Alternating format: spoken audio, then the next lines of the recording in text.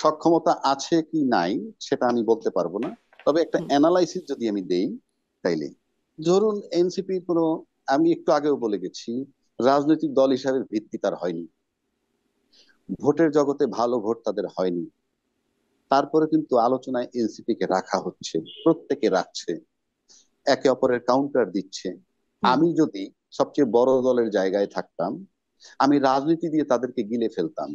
গিলে ফেলার মানে এই না যে তাদের ক্ষতি করব বা কিছু। রাজনীতি গিলে ফেলার মানে হচ্ছে কিভাবে পোষ মানানো যায়। ফ্রম ডে ওয়ান আমার সেই চিন্তা থাকতো। হুম। ফ্রম ডে ওয়ান তাদেরকে তুচ্ছ তাচ্ছিল্য করে আমরা কথা বলেছি, কিন্তু ফ্রম ডে ওয়ান ভাবা উচিত ছিল রাজনৈতিক দল, নাম্বার ওয়ান। নাম্বার টু, পোষ সংবিধান কি করে বলছে, মানতো? পোষ মানানো যেত কিভাবে? আমি পারতাম, তারা পারছেন না কেন আমি জানি না, আপনি আমি কি করতেন? পারতাম। মানে আমি একটু সেটা জানি তো পোষ মানানোর সেই, টেকনিকটা কি হতে পারে। সেটা বাংলাদেশের কেউ খাবে না, এই কারণে খাবে না। রাজ্জাকি ভাইকে, আমি আমি এটার জন্য রাজ্জাকি ভাইয়ের কাছে যেতে হবে, ফি দিতে হবে, শুনতে হবে। হ্যাঁ, হ্যাঁ, ঠিক আছে। ফ্রি কনসালটেন্সি হবে না। হ্যাঁ, হ্যাঁ। না না, আমি কিন্তু খুব আন্তরিক ভাবে বলছি, উচিত জি, ছিল গট ইট। ওই জায়গাটায় যাওয়া, আমি মনে করি। যাই হোক, সেটা তেন যান নাই বা যেতে পারেননি। সংবিধান বলতেছে 25 বছর বয়স হলে সে এমপি হতে পারবে, সুতরাং তাদেরকে বাচ্চা বা তাচ্ছিল্য করার কিছু নাই। হুম।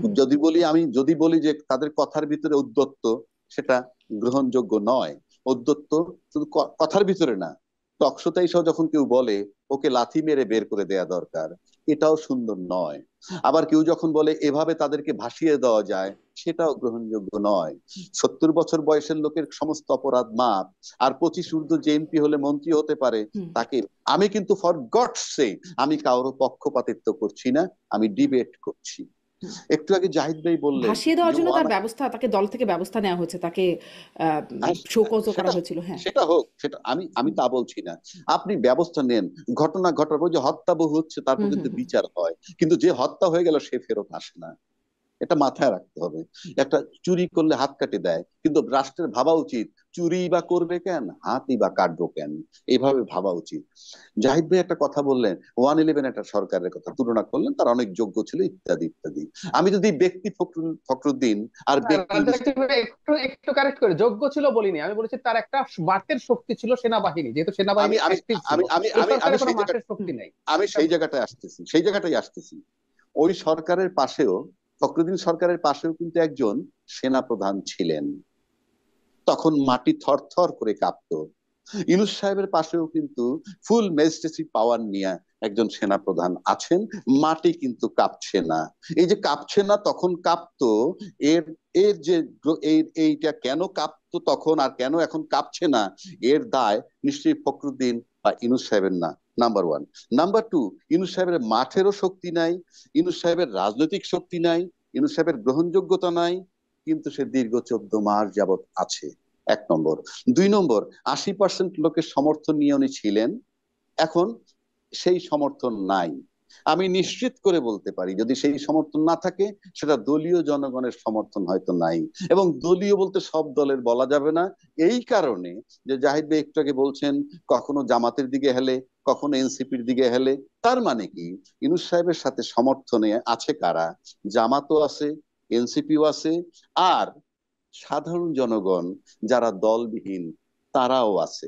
সুতরাং আমার কাছে মনে হয় ভিত্তি তার সেটা, তা না হলে আমার কাছে বিবেচনায় মনে হয়, আমি এতদিন পর্যন্ত যা শুনেছি হুম। তাতে এই সরকার শুধুই ক্ষতি করেছে। এই সরকার এমন একটা জায়গায় এসে সরকার দায়িত্ব নিছে, আমাদের দেশের কোন সরকার কি এইরকম পরিস্থিতির পর দায়িত্ব নিছিল অতীতে? নিশ্চয়ই না, সেটা আমরা কখনো বিবেচনায় নিই না, নাম্বার ওয়ান। নাম্বার টু, 14 মাস ধরে যে আলোচনাটা করা হইতেছে আমাদের দেশে, শুধুই সরকারের দোষ, শুধুই সরকারের দোষ, আমি একমত, আমি দ্বিমত করছি না। ইউনূস সাহেবের কাছ থেকে কিন্তু বাংলাদেশের লোক বাড়তি আর কিছু পাবে না। কেন পাবে না সেটা বলছি। আমি যদি একটা মহিলাকে বা একটা মেয়েকে নায়িকা হিসেবে চিহ্নিত করি যে আমি পরিচালক, তাকে দিয়ে আমি অভিনয় করাবো, এভরিডে অভিনয় চলতেছে, 2 মাস 3 মাস 4 মাস শুটিং করাচ্ছি, আর বারবার বলছি হচ্ছে না। তাহলে একটা পর্যায়ে ফুল স্টপ দেওয়া উচিত সেই মেয়েটার ব্যাপারে, যে এর কাছ থেকে এর বেশি আর পাওয়া যাবে না। হুম হয় তাকে দিয়ে আমি ছবিটা করাবো, নয়তো তাকে আমি বিদায় দিব। বিষয়টা এইরকম। আর হুম মাত্র 3.5 মাস আছে ইউনূস সাহেবের, নির্বাচন দিয়ে চলে যাবে। এখনো কিন্তু সেই একই আলোচনা চলছে। কিন্তু বিগত 16 বছরে যে ঘটনাগুলা ঘটলো, হেলিকপ্টার থেকে গুলি করে মানুষ মারলাম, সেনা অফিসার হত্যা হলো 57 জন, শাপলা চত্বরে লোক মারা গেল, আয়নাগর ক্রস ফায়ার, সবকিছু। সিম্পল একটা কথা, বিচার তো হচ্ছে, কিন্তু পরিস্থিতিটা আমরা বিবেচনায় নিই না।